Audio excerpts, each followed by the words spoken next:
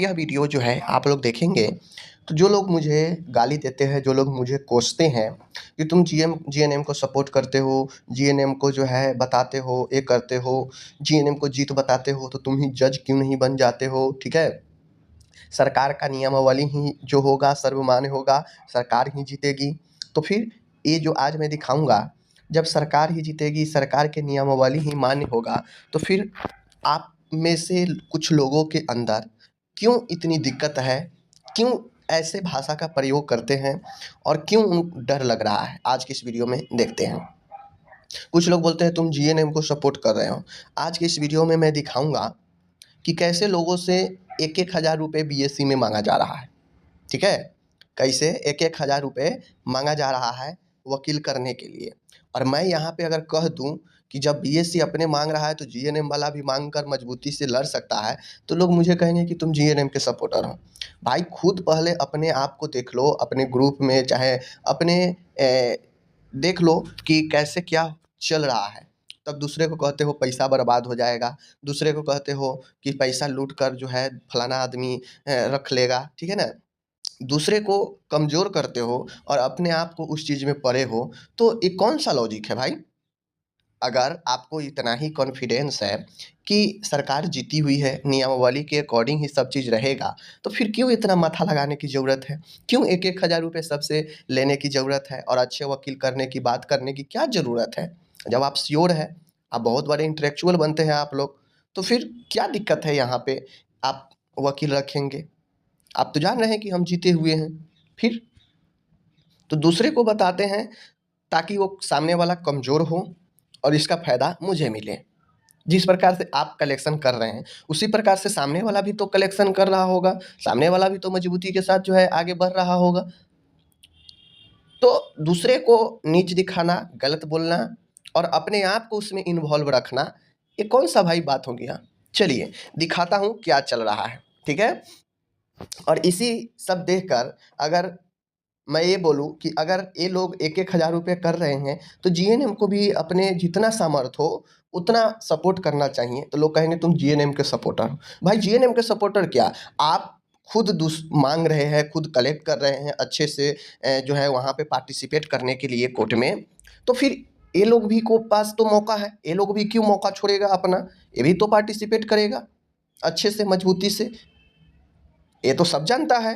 मैं तो कई बार पहले भी बताया कि वकील कोर्ट में कोई भी अपना जॉब कर रहा है, किसी का अपना पेशा है, तो भाई बगैर फ़ी लिए हुए वो करेगा नहीं। डॉक्टर के पास जाएँगे, डॉक्टर पैसा लेगा ही, जाँच वाले के पास जाएँगे, पैसा लेगा लेता ही है। वकील का भी अपना काम है, वकील भी अपना पेशा है, तो भाई फ़ी तो अपना लेगा ही लेगा। तो मैं इसी चीज़ को पहले भी कहा कि भाई आप कोर्ट में हाई कोर्ट में जाते हैं तो वहाँ पे ज़्यादा पैसा का डिमांड होता है, क्योंकि बहुत सारे जो है वहाँ पे पेटिशन लगे होते हैं।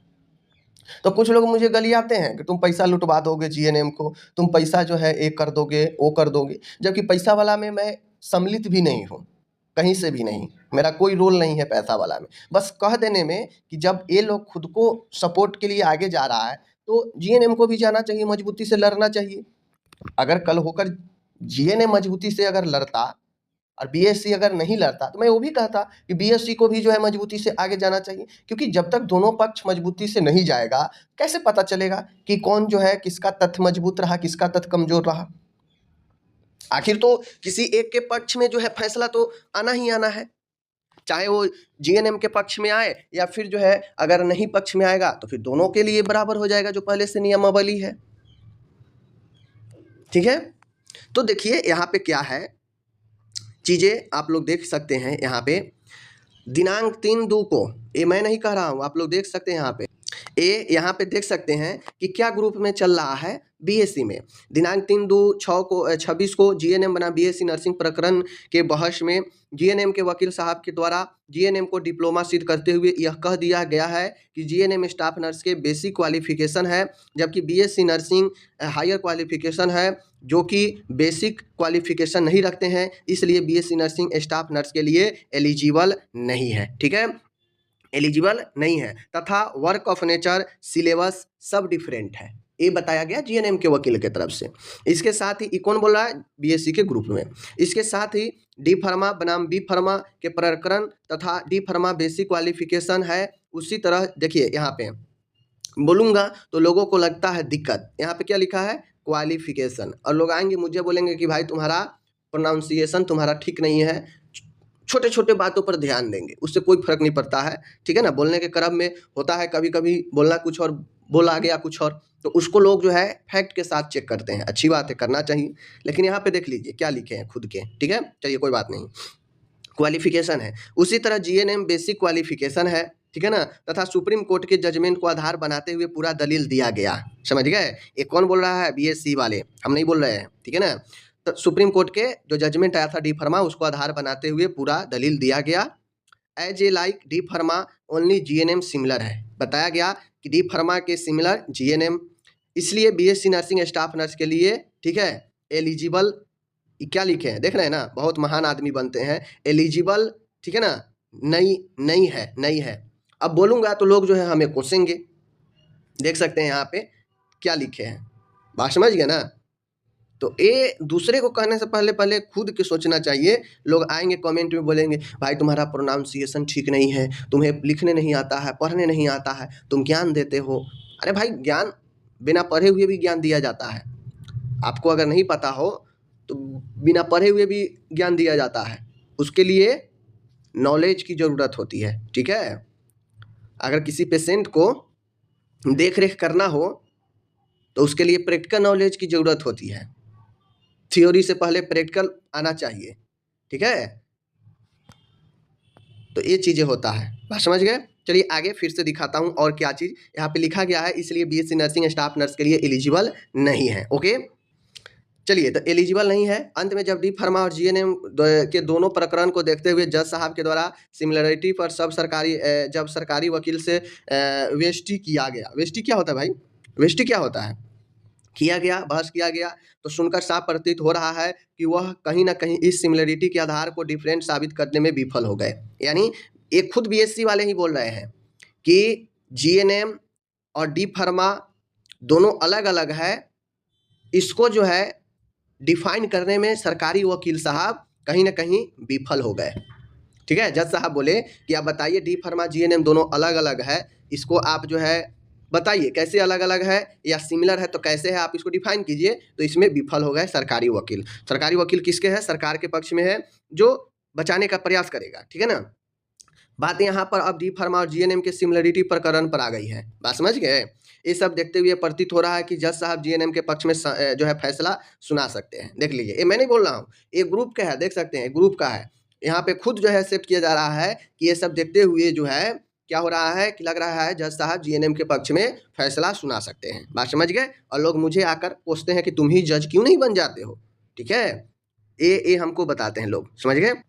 अब यहाँ पे देखिए, नियमावली मायने नहीं रखती है दोस्तों। इसको कोर्ट ने अपने ऑर्डर से पलट भी सकती है। ये महत्वपूर्ण बात है, देख लीजिए। जो कल तक लोग आकर मेरे कमेंट में गलियाते थे, कमेंट में आकर बोलते थे सरकार के जो नियमावली है वही रहेगी, नहीं बदल सकती है, सरकार बनाया है, सरकार को कोई नहीं चेंज कर सकता है। आज वही ग्रुप में क्या लिख रहे हैं कि नियमावली को बदला भी जा सकता है, ठीक है। नियमावली मायने नहीं रख सकता है, कोर्ट अपने ऑर्डर से पलट भी सकता है। ये लोग बोल रहे हैं जो कल तक कमेंट आकर बोलते थे कि नियमावली बनी है वही आधार रहेगा, कुछ नहीं होगा। डी फार्मा में जैसा नियमावली था वैसे ही हुआ, यहाँ भी जैसा बना है वैसा ही होगा। तो फिर ऐसा लिखने की क्या ज़रूरत है कि कोर्ट के ऑर्डर से पलट भी सकता है, नियमावली मायने नहीं रखती है। तो आज अपने कलेक्शन करना है, अपने लोगों में फंडिंग करना है, तो बता रहे नियमावली मायने नहीं रखती है, ऑर्डर से पलट सकता है, बात समझ गए। ये चीज़ें होती है। यहाँ पे देखिए और क्या लिखा गया है। हमारे पास अपने भविष्य और करियर के लिए मात्र 2 दिन बचे हैं, ठीक है। अपने बीएससी को बचाने के लिए हर प्रयास करना जरूरी होगा, समझ गए बात को, कि 2 दिन बचा है, बीएससी को बचाने के लिए हर प्रयास करना पड़ेगा। तो मैं यहीं पर कह दूं कि जब बीएससी अपने बचाने के लिए एकदम पावरफुल में है, तो मैं यहीं पर एक चीज़ बोल दूं कि जीएनएम को भी इसमें मजबूती के साथ जो है, जो आगे बढ़ रहे हैं उसको साथ देना चाहिए, और जीएनएम को भी जो है यहाँ पे सपोर्ट करना चाहिए। तो लोगों को दिक्कत लग जाएगा, दिक्कत लगेगा, मतलब अपने मलाई खाएं तो बहुत बढ़िया, और सामने वाला खाने का प्रयास करे तो उसको दिक्कत लगने लगता है, समझ रहे हैं बात को। यही चीज़ें है। हो गया साथियों, हम रिस्क नहीं ले सकते हैं, भविष्य को अंधेरे में कैसे डालें, जीवन भर सिर्फ संविदा की नौकरी कैसे करें, बात समझ गए ना, ये चीज़ कहना है। अब इन सब तथ्यों को देखते हुए मैं बोल दूं कि कैसे चीज़ें जो है लोग सोच रहे हैं, तो लोग मुझे आके गलियाते हैं। कमेंट में लाइक से ज़्यादा जो है कमेंट रहता है, दोगुना कमेंट रहता है। क्या ही कर सकते हैं, किसी को मानसिकता को चेंज नहीं कर सकते हैं। आप प्रेम से हमसे बोलेंगे, प्रेम से बात करूँगा। आप जो है आएँगे, तरंग-भरंग करेंगे, सबसे ज्ञानवान खुद को दिखाएँगे और फिर जो है पता चलेगा कि आप जो है बोलेंगे कि नियमावली का जीत होगा, नियमावली ही सही है, और पीछे से जो है आप क्या कर रहे हैं, बोल रहे हैं कि नहीं नियमावली बदल भी सकता है। तो ये सारे चीज़ 2 तरह की बातें नहीं चल सकती है ना। तो इसलिए मैं अगर यहाँ पे बोलूँ कि जीएनएम भी जो वीडियो को देख रहे हैं, वो आप लोग भी जीएनएम वाले को सपोर्ट करें, ताकि थोड़ा-सा जो आपके पास मौका है जीतने का, वो संभावना है। जब तक फाइनल ऑर्डर नहीं आता है तब तक बिल्कुल संभावना है, इस पर आपकी जीत हो भी सकता है। ठीक है? तो बाकी चलिए मिलते हैं अगले वीडियो में, और बाकी जो भी जीएनएम है जिनको भी अगर संपर्क करना हो तो आप कमेंट में मैसेज कर दीजिएगा। लोग आपसे जो जीएनएम में होंगे इन्वॉल्व वो आपसे संपर्क कर लेंगे। ठीक है?